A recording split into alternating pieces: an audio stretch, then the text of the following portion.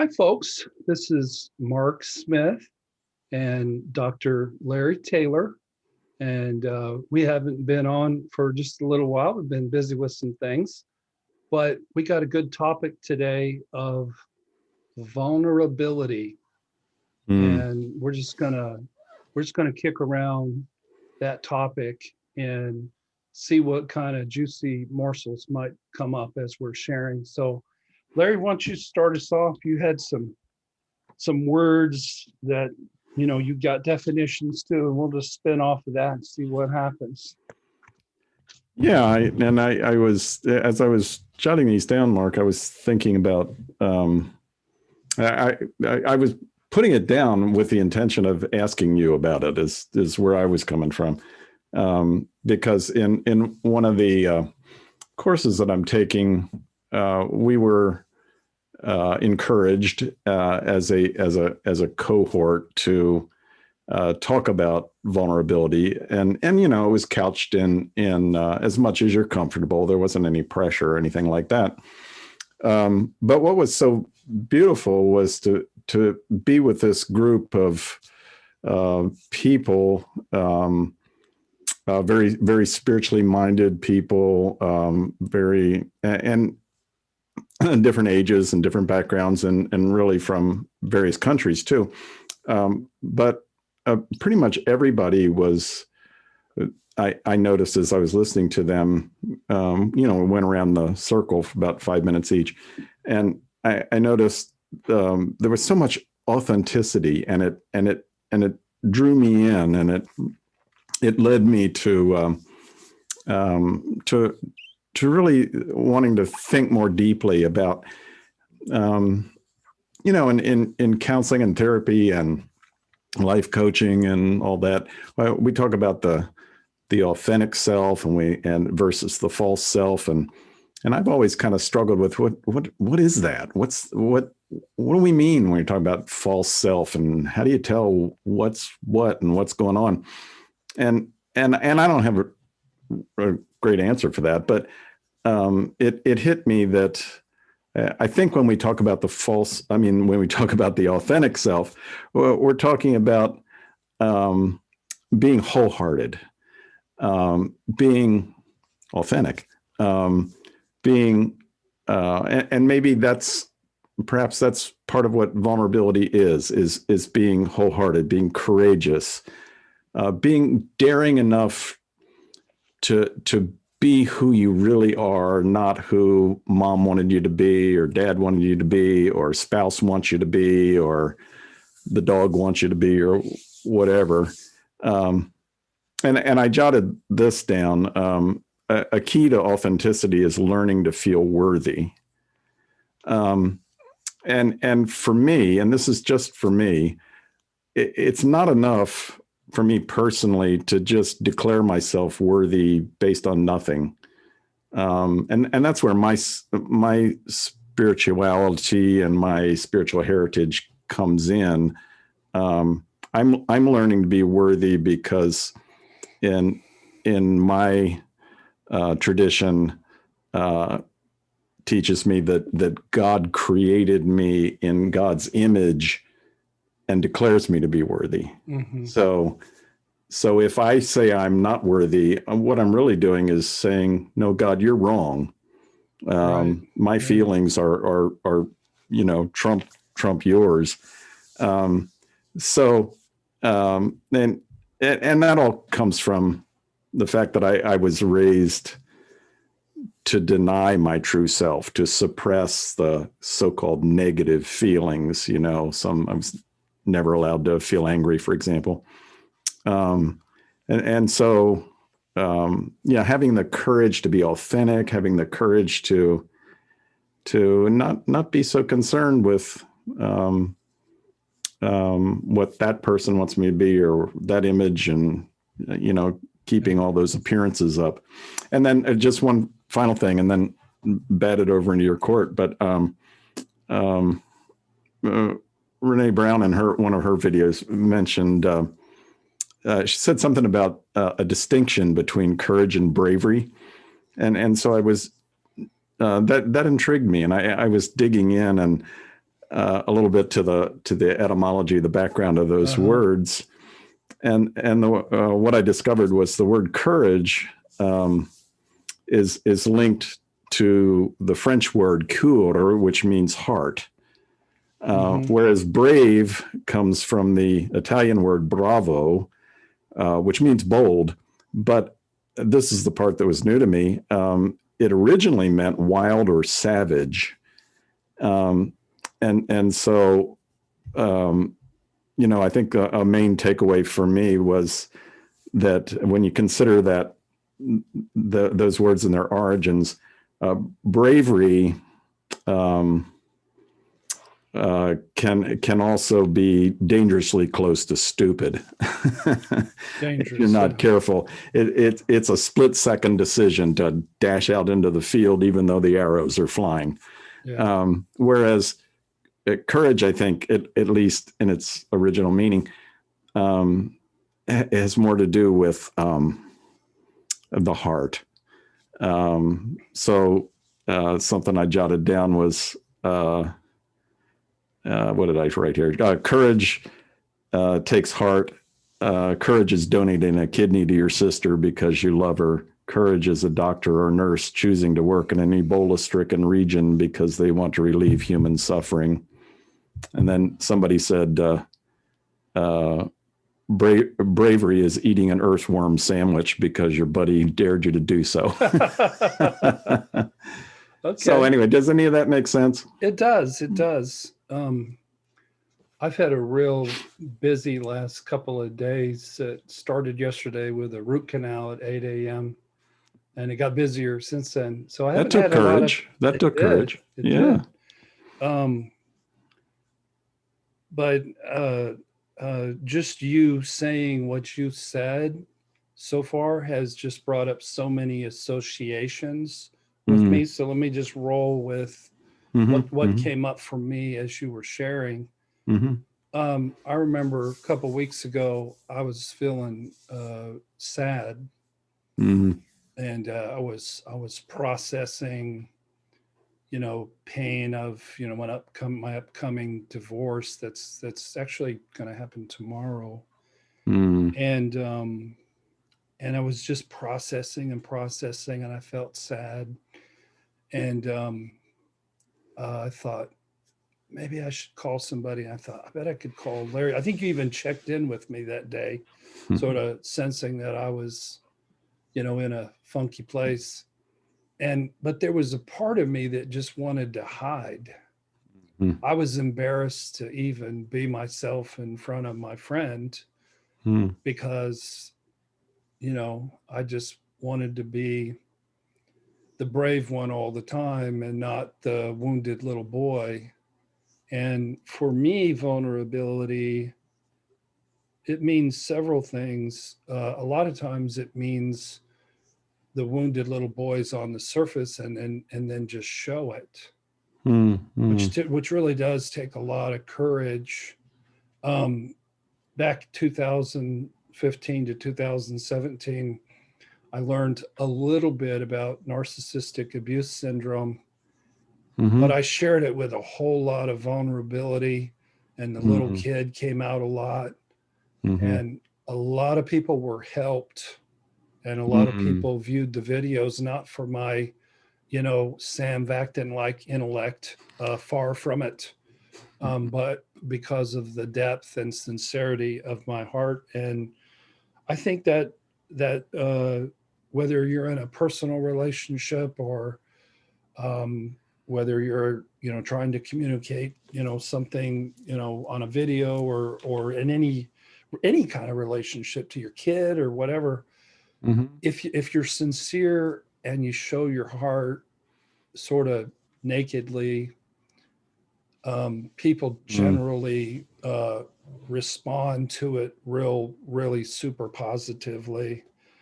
And then I ended up calling Larry and being real and having a good snotty cry, and we talked for an hour and a half, and then I made a video about, felt like I had a 19-pound baby inside me, and he just was the midwife who caught the baby and sort of provided a safe environment. You know, Larry has this thing he does when you share your pain. He goes, "How you do it? How you do that?" I wasn't even aware that I did that. So yeah, well, you mentioned that in the video, but I don't know. He goes, "Oh, you do it better than I do it," but it doesn't come across. It comes across as like medicine put on a wound. That's how it felt to me. So other associations that I had is there is such a thing as being in your inner child too much. I think I spent about the better part of the last 5 years in my inner child, and it didn't turn out as well. Turns out my wife wanted a grown-up man No. instead of isn't that unreasonable of her? Yeah. And I was just in the child too much, and then by the time I have learned to grow the inner child up, but vulnerability doesn't always mean crying and being sad and being broken. No. That can actually be overdone and slip dangerously close to sort of victimy, over dependent and that kind of thing. So there's a sweet spot in there somewhere where it's authentic and it draws the other person in. And then but if you do it all the time with the same person and it's not reciprocal, it can be debilitating for the person sharing and burdensome and causing resentment to the person carrying the load. Yeah. And something you frequently say is that I'm not sure exactly how you put it all the time, but good therapy always has to do with telling the truth.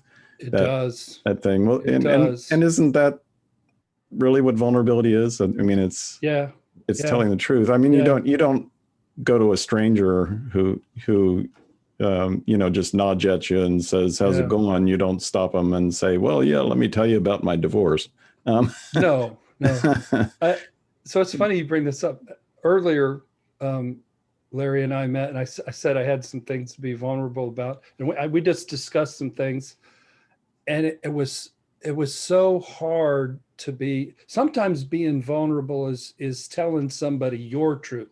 You're not going to tell somebody the truth. You're not God, You can tell them your vantage point. And when you do that, that can be a real gift. Earlier today, I actually had a client make an observation that was like stunningly truthful. I almost gasped out loud. It was just so on target. And it's like, wow. It's cool if you're open to truth and it comes at you from any direction. It's delightful. It makes you celebrate. It opens up your spirit. It gives you hope and it gives you courage. Is that the teachable part? Yeah, that's the part of being teachable. I wanted to say something about the heart and the courage and the bold. I like watching Good Morning Football first thing in the morning with a bunch of 20-somethings on there. And now I'm going to forget their name. Kyle Brandt is one of them. Kay Adams, Peter Schrager, and the most famous guy, I'm spacing his name. It'll come to me maybe. But anyway, if you guys know those 20-something, sometimes when you say something good, they say, talk about it. That's one of the cool things. So I've learned to be just a tiny bit cool while watching 20-somethings. But Kyle Brandt is probably the most demonstrative of the group. And he said, there's this quote. I don't know if it's, I think it's fate favors the bold, or it might be life favors the bold. And they were talking about the Tampa Bay Buccaneers defeating the Green Bay Packers, and they said Tom Brady in the fourth, he was just chucking it. And he threw 7 passes and 3 of them were interceptions in the fourth quarter. 3 interceptions, and they won the game. And he said, oh, okay, was it stupid like eating a worm sandwich? A little bit. Throw 3 interceptions in 1 quarter when you're trying to go to the Super Bowl. But he said Tom Brady didn't care. He could care less. He had chucked it in the first half and they were up 28-10. So he just kept chucking it. And he was bold and he was wild and he was savage. And that's why the guy's going to his 10th Super Bowl. Okay, how's this about vulnerability? I think it's about authenticity. I remember they were down 28-3 in a Super Bowl a few years ago against Atlanta. I told everybody in the room, there wasn't a lot of people in the room, I said, Tom Brady's going to win this game. I guarantee you he will. He did. I don't know how he did it. But yeah, I think there's something to be said for protecting one's heart and courageously being vulnerable. But there's also a place just to chuck it and be bold. And, sometimes when you do that, somebody comes down with a Hail Mary and next thing you know, you're headed to in the first half, the last play of the first half, the guy, he threw about a 50-yard bomb, the guy catches it and puts him up. That's what put him up. That's really what won the game, was that one play. So, what else comes up for you? I know you've probably spin off. Whoa, I just threw my pen. Yeah. Well, isn't it a gift though, to have even one person in your life that you can really be authentic with? A lot of people, I think, go through life without ever having anybody. That's why sometimes they hire a life coach or a therapist. Yeah. Because that's their hour, but they might save some money if they had 3 or 4 people in their life that they could really be deeply and fully authentic with. But I think it's rare, don't you? Yeah, if you find someone you can be deeply authentic with, and it doesn't, I mean, I'm not talking necessarily about a spouse, good friend, whatever. Although if it's your spouse, then yay. Yay. Because then it feels safe. Yeah. To be able to do that. And there's not so much unsafety. Yeah. Yeah. Yeah. So I guess maybe the final question in our last minute or so from me to you would be, okay, here I am. I've grown up,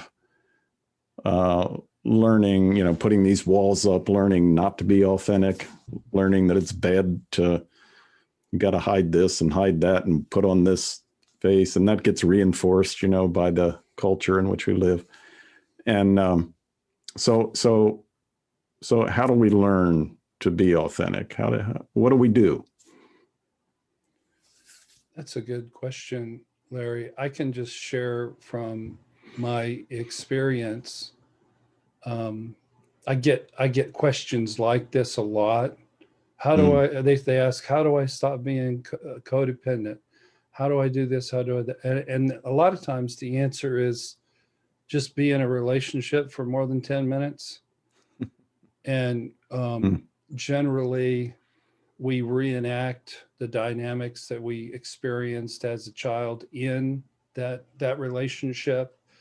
And I learned how to be authentic by having my psychological defense mechanisms peeled away by somebody who betrayed me that I picked, and then in recent years, just struggling with marital issues and sorting out what is too much anger, what is not enough anger, and what is just right to where you protect yourself with good boundaries.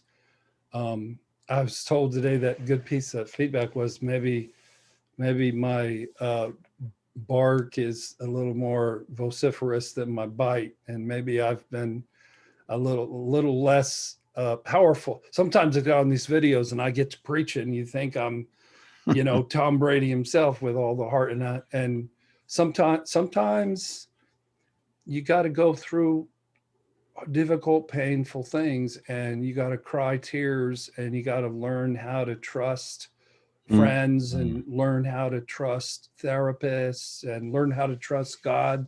When I get down and out and broken, I go to praying. Mm-hmm. That's the first thing that I do just by nature. Isn't anybody else around here? There's a lake, there's the blue heron over there, and there's nobody else and I'm not going to get on my phone right now. And I just pray, and I feel it makes my spirit warm, and it makes me feel better by doing that. Yeah, I think you brought up such an important thing, and that is that, at least in my life, pain has helped me become vulnerable. I mean, severe shattering pain, like the death of a child, something like that, right? It almost forces you to be vulnerable, or it can destroy you. Yeah, but I mean, the smaller pains in life, just being aware of them. Yeah. This hurts, Yeah, I wish I had a great quote by Glennon Doyle's book Untamed, because I'm thinking of it, but I don't. The gist of it was that pain is good. Mm-hmm, mm-hmm. There's some catchy title or rhythm to it, and I don't have it with me right now, but pain is something that if you embrace it, that's how you develop your sense of self. That's how you develop your personal power. That's how you learn how to love yourself, but you have to go right into the teeth of it and feel it. And there's people, it's human nature to hide from pain for decades. Sometimes some people go a whole lifetime and they've hidden behind walls that were meant to only last till you were 25, and they're still behind them 50 years after that. Yeah, or numb the pain through that's what diversions people of do. Various kinds. Yeah. So Larry and I would like to invite you to, if you have emotional pain, to either contact Larry. How do they reach you, Larry? You can't. Can't reach Larry. Larry's unavailable. Yeah. call Family Tree Life Coaching and Life Counseling in Indianapolis. They'll hook you up. Okay. All right. You can reach me at the email marksmith@familytreecounseling.com. But and my email is Dr. Larry Taylor at theunstuckspirit.com. Oh, is that new? Mm-hmm. I like it. Dr. Larry Taylor, Dr., not the whole word doctor, at the Unstuck Spirit, or yeah. All one word. Theunstuckspirit.com. Okay.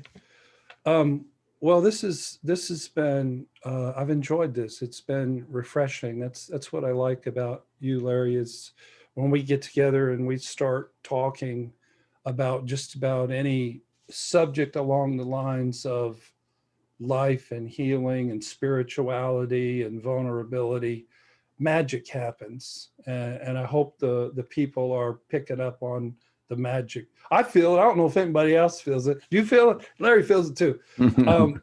But I do. What I wanted to say, the last thing I wanted to say is that sometimes if you don't have a best friend, if you don't have a partner to share with, a good life coach or a good therapist is practice. It's a weird sort of relationship because it's one-sided, and it can be very, very, very intimate emotionally, but that's practice. And then I tell couples, it's when you all get to where you can be authentic with each other safely, and you hear each other and resolve issues, you're like, why are we paying that knucklehead, $200 an hour to have these sessions? We can do it at home we go to Starbucks, do it for $10, 2 cups of coffee, and I'm all for it. I'm like, that's what I'm here for, is for you to learn how to do that. And in the meantime, I'm just here to provide a safe environment. And that's what you provided a couple of weeks ago for me. It was a place where I could process. And I think I just needed to say everything I had to say. And you listened. Well, and that's what friends are for. That's what friends are for. That's what friends are for. Hey, this has been cool. This has been fun. We both have meetings we have to get to, but thank you for the topic, Larry, and for the energy. Yeah. It rocked. I'm looking forward to the Super Bowl where Tom Brady chucks it for some more, but that other fella, Patrick Mahomes, he's younger, and I think he chucks it better at this point. So I don't know what's going to happen. There hasn't been a quarterback since Johnny Unitas. The Johnny Unitas is your guy. That's right. That's right. Okay. Well, everybody, reach out to us. We're here for you. Thank you for watching, and God bless.